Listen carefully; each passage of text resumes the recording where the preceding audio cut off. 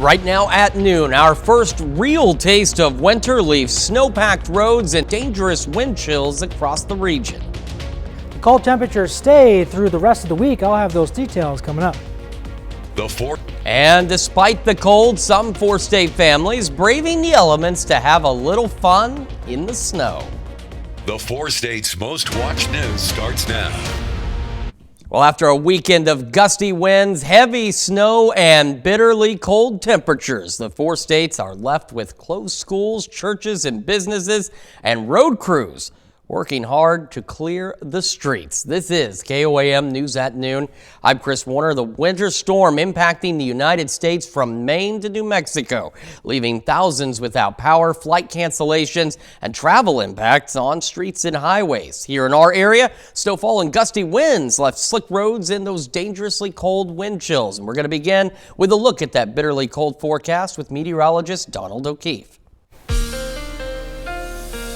Well, the snow has stopped falling, but the cold temperatures linger through the next 5 to 7 days. You can take a look at downtown Pittsburgh. The sun is out there, but it's not going to be warming things up. We're going to see cold temperatures through the overnight, pretty much through the rest of the week. You can see Monday through Friday, we're going to be in single digits and even low to mid-teens across the region. But there is hope in sight. You can see by Sunday an overnight low of 29 degrees, so we might have a warm-up by the latter part of this weekend into next week. But like I said, cold temperatures are going to be sticking around. Feel like temperatures for the rest of the week. This is Tuesday morning, anywhere from 0 degrees to minus 5 degrees below zero. As we get into Wednesday as well, we can see temperatures rebound back into the single digits. But like I said, it's going to stay really cold out there through the morning as well. Take it through time here. This is Monday afternoon. We're going to see temperatures get into the upper teens and lower 20s, staying on the clear side, getting into Monday night, Tuesday morning.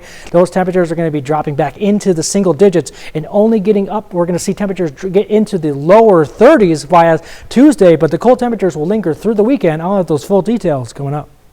All right, Donald, thank you. And while the snow has stopped, and we still have the dangerously cold temperatures, and we've got slick spots on a number of area roadways, KOAM's Samantha Walker is bundled up in Joplin with a look at the conditions. Samantha? Yeah, Chris, it might be nice and sunny out here, but that does not mean that it is warm. In fact, it is incredibly cold outside. I have put on several layers to make sure that I am prepared and as warm as possible. And you can hear, I'm here about 20 at the main lane here in Joplin. And you can see in here, there's quite a few cars that are able to pass. That's because main lane is relatively clear. There's a couple of slick patches, maybe some black ice of things that have refreezed, but overall it's very clear. And within the past 5 minutes, I've seen probably about 3 snow plows pass by, either plowing or plowing roads next to us. And you can see they're still working, and there's still work that needs to be done. Like I said, main lane may be clear, but a lot of these side roads still are very slick or very snow packed, and that's something drivers need to be aware of if they have to go out. So if you have to go out today, make sure you're taking plenty of time, you're going slow, and also make sure you're wearing plenty of layers, because like I said, it is dangerously cold outside. Reporting in Joplin, Samantha Walker, KOAM News. Samantha, thank you. And a massive storm brought us our snow. It's bringing snow, ice, and freezing rain to about half the country this past weekend. The impact may be felt for days thanks to those bitterly cold temperatures we've been talking about. CBS News correspondent Bradley Blackburn reports from Central Park in New York. A thick layer of ice settled on surfaces in East Texas, a common sight across much of the South, including near Nashville, Tennessee, where power lines and trees collapsed. Another boom.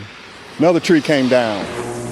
Customers could be in the dark for days after hundreds of thousands lost power. The heavy ice has paralyzed communities from Alabama to Washington, D.C. and Atlanta. With the temperatures not likely to get above freezing, it's more likely that things are going to get worse before they get better. Crews work to clear blocked roads in northeast Mississippi. We're spread thin on equipment here because there's so many guys in different directions. And we're out here having to manually do this, where usually we would need a backhoe or a bulldozer or something to help move this stuff. Conditions were particularly treacherous in the area, as well as in Louisville, Kentucky. We want the people to get to where they need to get to safely. Further north, sleet fell in western Virginia. In New York City, heavy snow was the biggest concern, where nearly a foot fell here in Central Park, the most in almost 5 years. The snow totals were similar on Long Island. We're getting a lot of snow in a very short while, and that's followed up by very cold temperatures, so that will all be icing up as well. FlightAware shows around 12,000 flights were canceled yesterday and thousands more delayed. Bradley Blackburn, CBS News, New York. Well, the winter weather hitting has already created dangerous driving conditions on 4 state roads, as we've been discussing. Carthage Fire Chief Jason Martin warns all vehicles, including those with four-wheel drive, those can slide off icy pavement. First responders sharing some crucial safety tips for drivers who must travel in these conditions. If your car starts to skid, turn the front wheels the direction that you want them to travel and steer into the skid. And it really helps if you can react quickly enough to go into neutral from drive gear. It stops the wheel spin from continuing your skid. Now, Chief Martin says if you do head out, winterize your car, fill up your gas tank, carry extra blankets and water, and tell your family and friends of your intended route. And a MoDOT snowplow overturned near Joplin Sunday morning during that heavy snowfall. Missouri State Highway Patrol says the crash happened just before 3:30 on State Route P. The driver suffered non-life-threatening injuries and was taken to a local hospital. On the fun side, sledders made the most of the winter weather at Mercy Park in Joplin.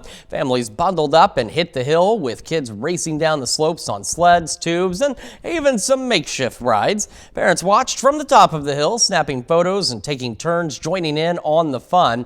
City crews remind visitors, of course, to use caution on icy patches and be mindful of others on the hill. It's a nice day to come out, sled in the cold.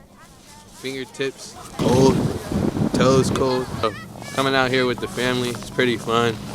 With my little brothers, my friends, family friends, sisters, mom, my uncle out in the truck because it's too cold. I mean, we're just having fun out here. Still ahead on the KOAM News at noon, President Trump announces he's sending border czar Tom Homan to Minnesota to manage ICE operations on the ground. And later, we're making a really easy pork scallopine in the Mr. Food Test Kitchen. Welcome back. The fallout from Saturday's deadly shooting in Minneapolis, the second this month by federal agents in the city, has led to mass protests, even in sub-zero temperatures, with demonstrators saying enough is enough. The Department of Homeland Security claims the man federal officers killed was brandishing a gun, but videos clearly show that is not true. As Lena Zach reports from Minneapolis, we're learning more about the victim, Alex Preddy, who's a nurse at a hospital for veterans. Whoa! Video from inside this bystander's car shows an up-close view as federal agents appear to spray a chemical irritant, then wrestle Alex Preddy to the ground on the streets of Minneapolis. That is police brutality! Other video from outside shows agents restraining Preddy, an American citizen. One appears to pull a gun from Preddy's waist. A second later, Preddy was shot and killed by another agent. Hours after the killing, the Department of Homeland Security said Preddy approached U.S. Border Patrol officers with this gun while agents conducted a targeted operation for a violent individual. Preddy was a lawful gun owner with a permit to carry a concealed handgun. These officers used their training, followed their protocols, and were in fear of their lives and the people around them. State and local officials say the videos paint a different picture. This is an inflection point, America. If we cannot all agree that the smearing of an American citizen and besmirching everything they stood for and asking us not to believe what we saw, I don't know what else to tell you. Witnesses on the scene testified that Preddy was holding his phone and did not approach the agents with a gun. He approached them with a camera. A pediatrician who was nearby when the shooting happened testified none of the ICE agents who were near the victim were performing CPR. The witness counted at least 3 bullet wounds in his back, an additional gunshot wound in the victim's upper left chest, and another possible gunshot wound on his neck. Preddy was an intensive care nurse for veterans at the Minneapolis VA hospital. A 2024 video shows him reading a final salute for a deceased veteran. Today we remember that freedom is not free. Preddy's father said his son participated in protests after Renee Good was killed by federal agents earlier this month. He cared about people deeply, and he was very upset with what was happening in Minneapolis and throughout the United States. Alex was a really good person. Robert Alver met Preddy when they were at the University of Minnesota. I mean, you see that smile, and what do you think? That's him. That is how he came to work. He was serious about his work, but he wasn't serious. You know, quick with a joke and very funny. It's a true loss for you. It's a loss for everybody. A federal judge issued a temporary restraining order to block the Department of Homeland Security from altering or destroying any evidence. Today, Minnesota prosecutors will be in court trying to compel them to provide access to that investigation. Lana Zach, CBS News, Minneapolis. Still to come on KOAM News at noon, Mr. Food. It's one of the best food buys in the market, pork tenderloin, and we've got a great way to prepare it. Despite sunny conditions for the next couple of days, we're going to see cold temperatures linger. I'll have those details coming up. Oh, the winter storm is pushed off to the east and the snow is on the ground, but behind it we're going to have very frigid temperatures. They're going to continue through today and even for the next 5 to 7 days.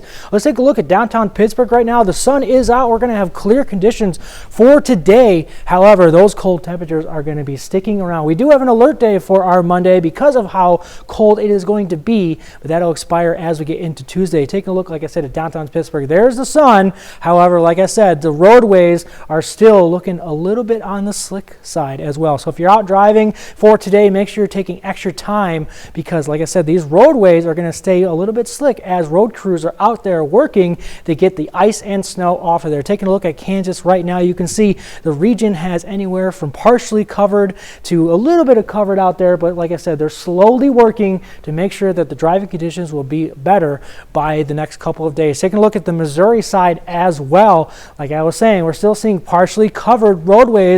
Most of the main roadways, like the highways and the main roadways through town, will be worked on, but those side roads, those back roads, will still have a lot of ice and snow on them. Like I said, we're still going to stay cold over the next week. This is our overnight lows. You can see tonight we're going to see single digits up to the low teens or mid-teens by Wednesday, and that will continue through the week into Saturday. But then look on Sunday, we have an overnight low of 29 degrees, so there is hope in sight. We could see a warm-up coming latter part of this week into next week. But like I said, the feel-like temperatures are going to be very cold as well over the next couple of days. This is Tuesday morning.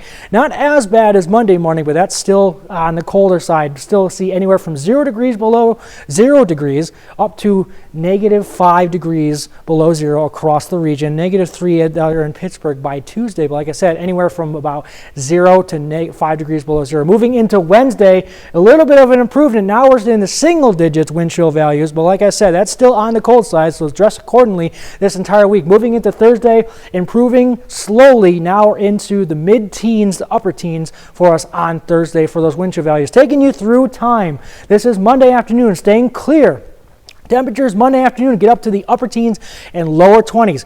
As we go through Monday night into Tuesday morning, we're going to see temperatures drop back down into the single digits and lower teens across the region. We're going to have a little bit of cloudiness Tuesday morning, and then as we get into Tuesday afternoon, we're going to see sunny skies again with a little bit of clouds out there. Temperatures will get up into the upper 20s and lower 30s for us on Tuesday afternoon. Getting into Tuesday night, Wednesday morning, clouds start to build in. Now we're back into the single digits for us on Wednesday morning, staying partly cloudy through the morning, but as we get to Wednesday afternoon, now the sun starts to come out. Now we're back into the low to mid 30s for us on Wednesday. Getting into Wednesday night, Thursday morning, cloudiness starts to build in. There is going to be a front that's going to slowly push its way into our area on Thursday. Thursday morning, temperatures in the mid to upper teens. And then, like I said, a front will push in Thursday, cooling things down before the weekend warms up a tad bit. For today, we're going to see a high of 19 degrees, sunny skies. Like I said, those wind chill values are still going to be well below zero. For tonight, dropping down to a low of 10 degrees, clear skies, a bit breezy out there. Winds could gust up to 25 miles an hour for tonight. For tomorrow, we're going to see a high of 25 degrees, sunny skies, still a bit breezy. You can still see wind gusts 20 miles an hour for tomorrow. Taking a look at our 7 to 10 day here, we're going to see, like I said, alert day for today, getting barely into the low 30s through the rest of the week, but there is hope in sight. We can see temperatures rebound into the low 40s by next Tuesday, possibly even pushing 50 by next Wednesday, but we're going to be very cold for the next 5 to 7 days, so make sure you're dressing accordingly. Donald, thanks. Stick around. We're back with Mr. Food after this. Howard's making really easy pork scalloping in the Mr. Food Test kitchen. I love when you ask us questions online. And the one I get asked the most is, where do you get all your recipes? Well, we develop them right here in the test kitchen. But the inspiration behind them often comes from you. As a matter of fact, today's dish started when a viewer was looking for a pork tenderloin recipe that was weeknight easy and also budget friendly. So here we go. We start by cutting a pork tenderloin into about 8 slices and placing each between a couple of sheets of plastic wrap. Now, using a meat mallet or a rolling pin, we flatten them so they're about a 1/4 inch thick. After seasoning with a bit of salt and pepper, we saute them in a bit of olive oil, butter, and garlic. Takes a couple of minutes per side. Once they're done, we set them aside, then deglaze the pan with a splash of lemon juice and a few capers. After that simmers a bit, it's ready to serve over our pork. It's one of those dishes that's so easy, yet so fancy schmancy, everyone will think it had to be a lot of work. But it's not. Let's keep that our little secret. The recipe for our really easy pork scallopini is online now, so you can make a company fancy meal any night of the week. I'm Howard in the Mr. Food Test Kitchen, where today we discovered a fancy dancy way for you to say, ooh, it's so good. Now here's a look at the 4-state market prices. Well, we still have an alert day for our Monday because we're having very frigid temperatures, only a high of 19 today, despite it being on the sunnier side. We're going to say mostly sunny to partly cloudy through the week, but only getting up into the low 30s through the highs. But there is hope in sight. We could possibly see temperatures rebound into the low 40s by the latter half of next week. All right, Donald, thank you. Dow Quick, join us with what's coming up at 5. Yeah, a whole lot coming up at 5. For starters, if you send any time-sensitive documents by mail, well, you better listen up. A change at the U.S. Postal Service could mean major adjustments for when you drop those items in the mail. We're going to have tips on how to make sure your mail arrives on time. Plus, we're going to speak with some people working to clear sidewalks and parking lots about what it's like working in these cold conditions. And these temperatures, they could be around for a while. We're going to get some expert tips on how best to dress this cold weather. Hope you join us at 5. All right, Dow, thanks. That's going to do it for the news at noon. Have a great afternoon.